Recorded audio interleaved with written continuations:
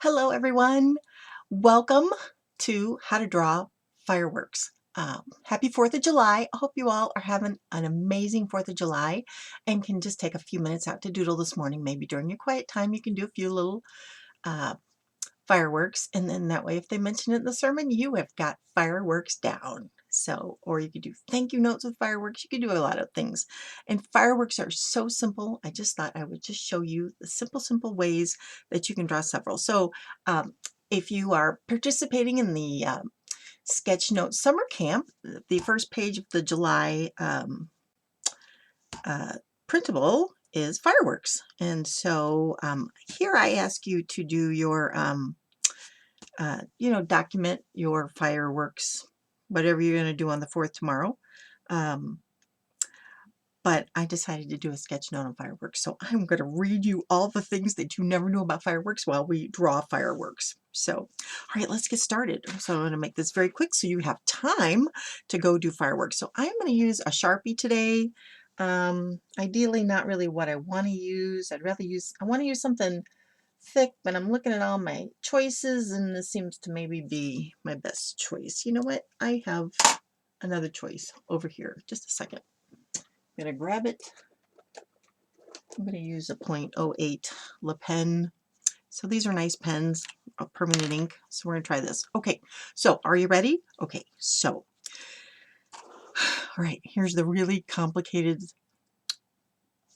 elements. You know, I like to get down everything that we draw is one of 7 elements. And so when I looked at all the fireworks out there and I looked at the actual pictures of fireworks, they actually named the fireworks. Kind of interesting. So the first one, so, you know, we can draw straight little lines like that, right? And then we can draw a long triangle, right? And then maybe kind of a loopy little half circle, maybe kind of a petal. It's kind of a half circle. And then we can draw a straight one like that, right? And then there's a star, like that. And then little dots. There's our circle. And then a kind of a triangle with a round bottom and a box. Now, is there anything there that you can't draw? You got this, right? So it's just really a matter of putting things together. So the other thing that I will need is probably a pencil because some of them I like to draw a circle. In fact, the first one, I'm just going to draw a circle. Doesn't have to be perfect, but but that's just your guide right there, just so you can see what you're doing. And so I'm going to start with a star in the middle. And I'm going to do all mine in black, but I encourage you to use yours in red, white, and blue. So it doesn't really matter. When you have a star design, it's always better to do the top and bottom and then the 2 sides. And that helps you even everything else out. You'd be surprised. So if you're doing petals on a flower, anything round with a design in it, it's just better to start. So I'm going to start with just a long triangle, all right, like there. And actually, I'm not starting with the most simplest one. I think it's maybe the one I just like the best. So, so if you're doing a border, I think this would be a good one to use. And then the next one I'll show you, I think that if I was going to do a sketch note, I'll show you a couple of those that can be really quick while the pastor's telling you what they did on the 4th. You can then sketch those in very quickly. But these might be a nice border, or if you're doing some thank you note or 4th of July invites. So, and then I'm going to come and I'm going to do the same long ones there, like that. All right, so now it's kind of even. Then I'm going to come in, I'm going to do a short one, and I'm going to do a star. And this is where maybe if you had a colored pen, red, white, or not, well, you could do white. I use two different colors of blue and a red one. So,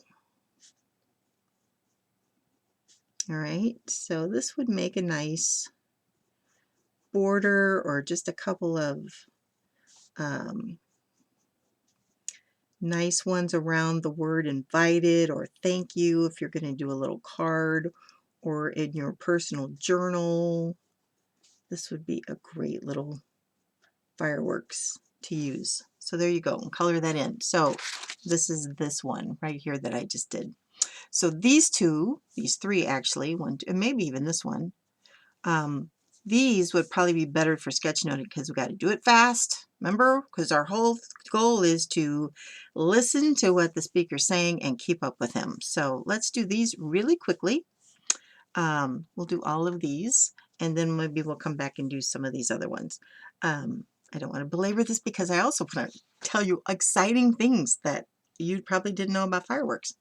So, all right, so the first one, so we'll do this one, okay? And it's simply, and again, if you wanted to draw a circle, you could. You draw a circle like that, right?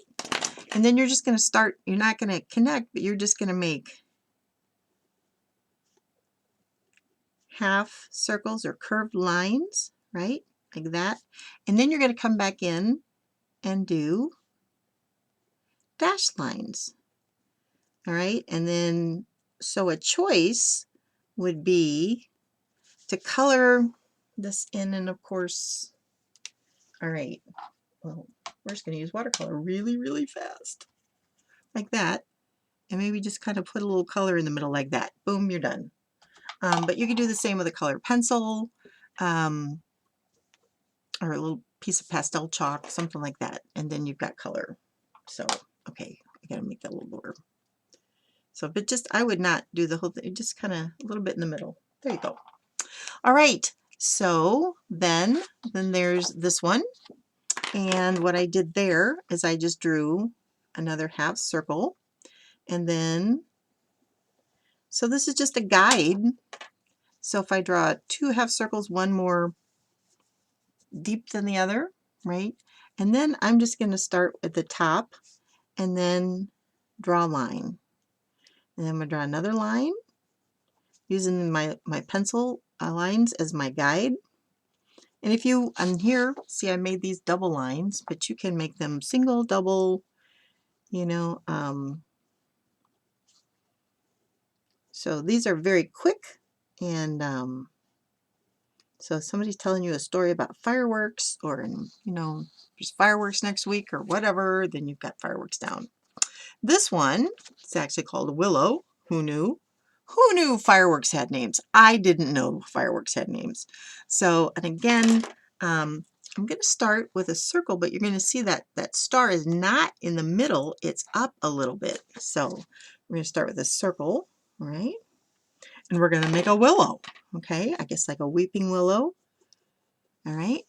So, and then we're just going to come off that and do very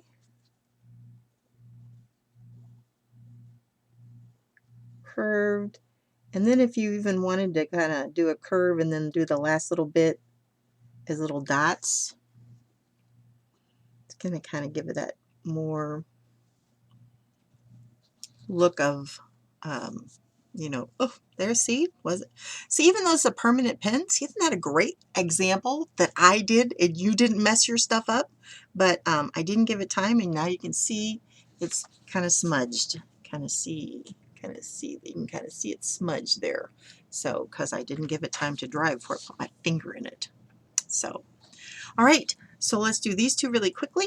And again, so this one we're just going to draw lines and then circles on the, or stars at the end. So we're going to draw 4 lines, maybe 5 is more interesting. So we're going to draw a short one, and then we're going to go a little bit taller. And we're all going to try and start from the same spot. All right, and then we're just going to draw little stars. All right. There you go. And obviously I think the red and the blue look better. And then we're going to draw a chrysanthemum. And so this you can either put stars or dots at the end. So again, we're going to draw a circle. right? But we're not going to do this because we need the middle to kind of be kind of the center of where everything's coming out. So we don't want that to be solid. All right, so we're just going to draw again, and I know I'm not exactly in the middle. All right, I'm going to draw my long lines. All right, and see, and this one has longer and shorter lines and even some dashed lines. So then I'm going to draw shorter lines here in the middle, and then where I have place, I'm going to do some dashed lines. It doesn't have to be symmetrically perfect, right? Because nothing is symmetrically perfect. And then you can either do dots or stars at the end.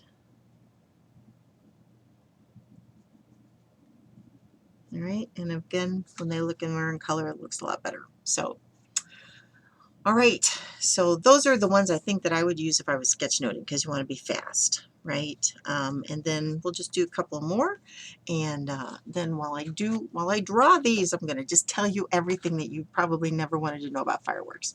So, all right, so this first one, I'm going to do just the actual rocket, and so I'm going to draw kind of a piece of a pizza, right? A triangle with a curved bottom. And then I'm just going to draw a box. So how easy is that? Is that so crazy easy? And then we're going to draw the stick, right?